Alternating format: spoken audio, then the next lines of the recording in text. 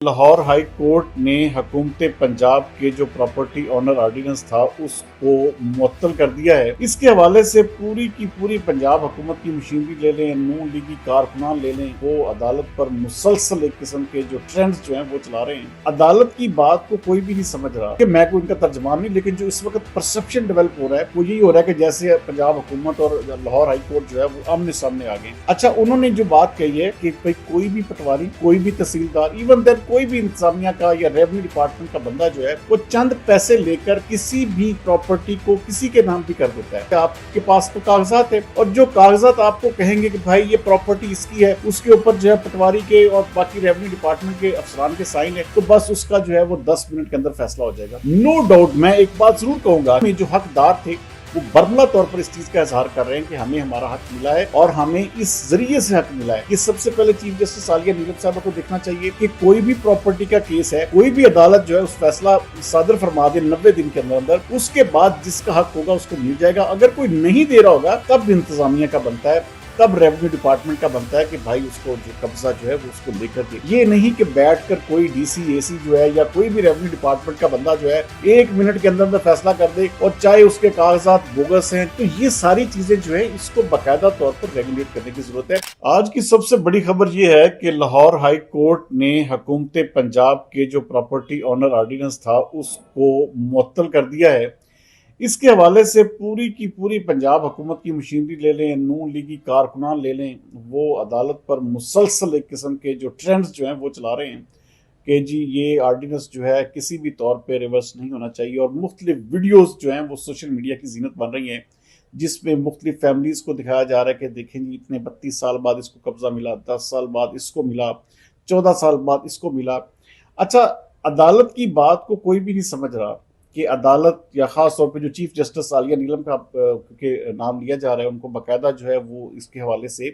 Criticise भी किया जा रहा है, लेकिन उनका जो पॉइंट ऑफ व्यू है वो शायद आम फहम में किसी को समझ नहीं आ रहा। उनके कहने का मकसद ये था कि ये देखें, मैं कोई इनका तर्जमान नहीं, लेकिन जो इस वक्त परसेप्शन डेवलप हो रहा है वो यही हो रहा है कि जैसे पंजाब हुकूमत और लाहौर हाई कोर्ट जो है वो आमने सामने आ गए।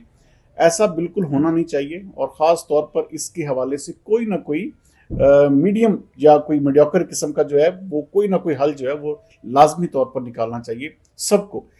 अच्छा, उन्होंने जो बात कही है वो बहुत बड़ी वैलिड बात है कि भाई कोई भी पटवारी, कोई भी तहसीलदार, इवन देन कोई भी इंतजामिया का या रेवेन्यू डिपार्टमेंट का बंदा जो है वो चंद पैसे लेकर किसी भी प्रॉपर्टी को किसी के नाम भी कर देता है। और ये जो आप जारी बात है, आपके पास तो कागजात है, और जो कागजात आपको कहेंगे कि भाई ये प्रॉपर्टी इसकी है, तो भाई चाहे वो उसकी नहीं है क्योंकि फर्ज जारी हुई हुई है, उसके ऊपर जो है पटवारी के और बाकी रेवेन्यू डिपार्टमेंट के अफसरान के साइन है, तो बस उसका जो है वो 10 मिनट के अंदर फैसला हो जाएगा।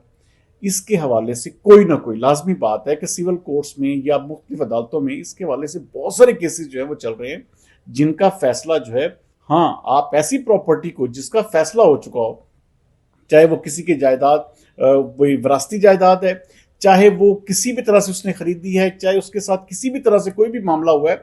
तो सबसे पहले ये देखे ना, कमेटियां अब इस हवाले से मुख्तलिफ बन गई हैं। उन्होंने कमेटियों को भी कहा है कि इनके खिलाफ क्यों ना कानूनी कार्रवाई की जाए, इनको जो है फिल फॉर ये गैर कानूनी इनको रोका जाए। अच्छा, बहुत सारे लोग इस हवाले से बात कर रहे हैं कि जी देखें जी ये लाहौर हाई कोर्ट ने बहुत गलत काम किया है। नो डाउट मैं एक बात जरूर कहूंगा कि जो देखें ये जो प्रेसिडेंट सेट किए जा रहे हैं या जो वीडियोस जो है वो सोशल मीडिया की जीनत बन रही हैं, उन तमाम में जो हकदार थे वो बरमला तौर पर इस चीज का इजहार कर रहे हैं कि हमें हमारा हक मिला है और हमें इस जरिए से हक मिला है। अब देखें कि बहुत सारे केसेस ऐसे भी हैं जो अदालतों में, वही एक बर्फ आम की बात है जी, 20-20, 30-30 साल हो गए, उनके फैसले जो है अभी तक नहीं हो सके। अच्छा, उसके पीछे क्या रीजंस हैं? ये सबसे पहले चीफ जस्टिस आलिया नीरब साहब को देखना चाहिए कि कोई भी प्रॉपर्टी का केस है, अब देखें अगर हुकूमत एक चीज अगर जारी करती है कि भाई 90 रोज के अंदर अंदर कोई भी प्रॉपर्टी का केस आए, तो उसको जो है हर सूरत में उसका अपने 90 रोज के अंदर अंदर फैसला करना है। अच्छा, जब फैसला हो जाए, कोई भी अदालत जो है उस फैसला सादर फरमा दे 90 दिन के अंदर अंदर, उसके बाद जिसका हक होगा उसको मिल जाएगा। अगर कोई नहीं दे रहा होगा तब इंतजामिया का बनता है, तब रेवेन्यू डिपार्टमेंट का बनता है कि भाई उसको जो कब्जा जो है वो उसको लेकर दे। ये नहीं कि बैठकर कोई डीसी एसी जो है या कोई भी रेवेन्यू डिपार्टमेंट का बंदा जो है वो बैठ के जी 1 मिनट के अंदर अंदर फैसला कर दे, और चाहे उसके कागजात बोगस हैं, चाहे वो किसी भी जरिए से उसने प्रॉपर्टी हथियाई है किसी से, किसी का नाम जो है, किस्म का पैसा जो है वो गलत इस्तेमाल करके ले लिया, तो ये सारी चीजें जो है इसको बाकायदा तौर पर रेगुलेट करने की जरूरत है। अब सब के सब भीड़ चाल इसी का शिकार बन रहे हैं कि देखे जी अदालत ने जी बहुत बड़ा जुल्म कर दिया, ये तो अवाम के हवाले से बहुत अच्छी पॉलिसी, नो डाउट अच्छी पॉलिसी है, लेकिन इसका जो आलिया नीलम साहबा ने कहा है उस हवाले से भी इस तमाम अमल की एक किस्म की, देखिए कोई भी जो पटवारी है, कोई भी एक किस्म का जो रेवेन्यू डिपार्टमेंट का बंदा है, वो उठ के किसी के नाम की फर्ज जारी कर दे, किसी को प्रॉपर्टी के कागजात किसी के नाम कर दे, तो ये सारे अमल की जो एक शफाफियत है उसको कौन, मैं कहता हूं कि सबसे पहले तो ये ऑर्डिनेंस पास होना चाहिए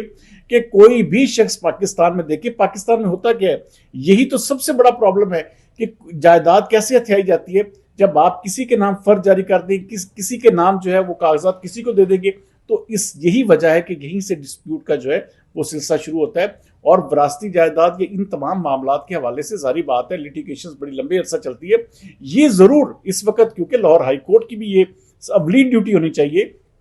कि अगर हुकूमत जो है इस हवाले से बहुत ज्यादा एक्टिव हुई है, तो वो भी इस हवाले से अपने जो नीचे उनके अंडर जुडिशरी काम कर रही है, सिविल कोर्ट्स हैं, इवन सेशन कोर्ट्स है, वहां पर अपने मामलात को जो है उसको जो है बेहतरी लाए और उस हवाले से बाकायदा तौर पर एक अलहदा,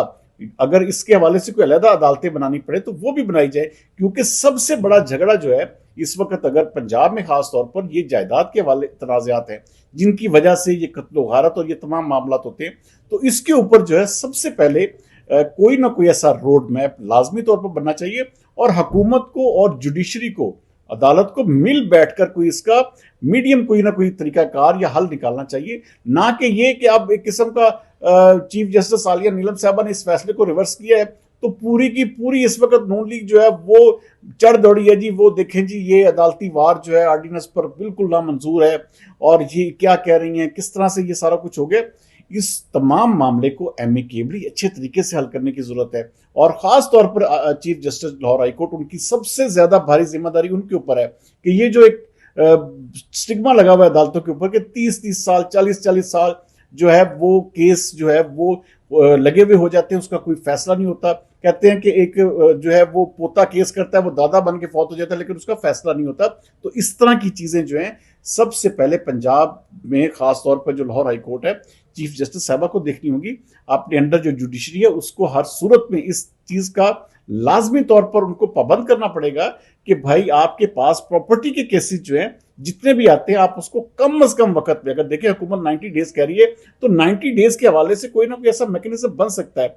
तो ये एक तनकीद बराए तनकीद है, इसका मैं कहता हूं कि बहुत अच्छा ये प्रॉपर्टी ऑनरशिप ऑर्डिनेंस, इसको नो डाउट आप गलत नहीं कह सकते, लेकिन इस बात की या इस चीज की कौन गारंटी देगा कि कल कलाम को किसी की जायदाद के फेक कागजात नहीं होंगे। आप देखें ना, उन्होंने बहुत अच्छी मिसाल दी कि अगर जाती उमरा की रजिस्ट्री किसी और के नाम पे आ जाए, कोई बंदा और आ जाए क्लेमेंट कि भाई मेरे नाम ये जमीन थी, तो क्या जाती उमरा को जो है गिरा दिया जाएगा, फौरी तौर पर कब्जा ले दिया जाएगा। इस हवाले से पैरामीटर्स तय करने की जरूरत है। आप देखिए इसको अवाम की पॉपुलैरिटी हासिल करने के लिए या अवामी नब्ज पर एक किस्म का हाथ रखते हुए इस तरह के फैसले तो कर सकते हैं, लेकिन उस फैसले की जो बारीकियां हैं, उसके अंदर जो मामलात हैं, उन सबको हुकूमत को देखना चाहिए था और अदालत के साथ मिल बैठकर, क्योंकि ये नहीं हो सकता कि पूरी अदालत के इख्तियारात जो हैं वो AC DC साहबान को दे दिए जाएं, फिर अदालतें किस काम के लिए बैठी हैं, किस काम के लिए लोग जो लिटिगेशन में या सिविल कोर्ट्स में जाते हैं कि भाई हमारा सिविल मैटर इसको हल किया जाए। तो अगर उसका फैसला हो जाता है तो उसके ऊपर जो है DC AC या इस तरह के